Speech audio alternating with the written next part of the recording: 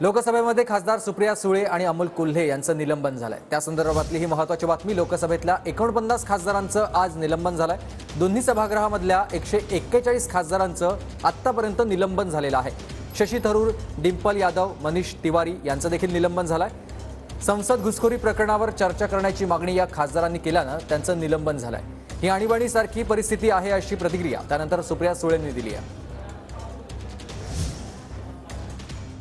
बहुत ये बुरी बात हुई है आज, और हम सब का हम क्या कर रहे थे, हम किसानों के लिए खड़े हो रहे थे। किसान और जो इंक्वायरी करनी है उसके लिए तो बोल रहे थे।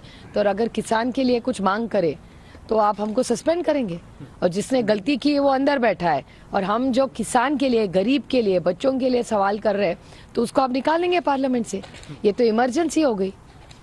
देशाच्या इतिहासात पहिल्यांदाच अधिवेशन काळात तब्बल 141 खासदारांचं निलंबन झालंय। 18 नोव्हेंबरला 92 खासदारांना निलंबित करण्यात आलं। यावेळी लोकसभेच्या 46 आणि राज्यसभेच्या 46 खासदारांवर निलंबनाची कारवाई करण्यात आली। त्यानंतर 19 नोव्हेंबरला लोकसभेचे तब्बल 49 खासदार निलंबित करण्यात आले।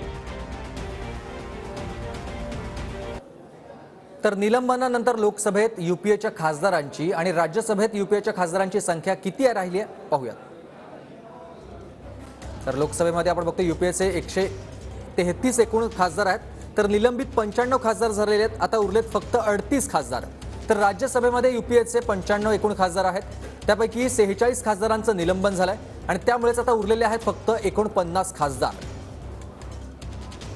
खासदारांचं सध्या निलंबन झालेलं आहे आणि त्या निलंबनानंतर आपण बघतोय सध्या एकूण आकडेवारी नेमकी खासदारांची किती आहे, किती खासदार निलंबित झालेत आणि आता किती खासदार उरलेले आहेत, ही संख्या आपण स्क्रीनवर पाहतोय।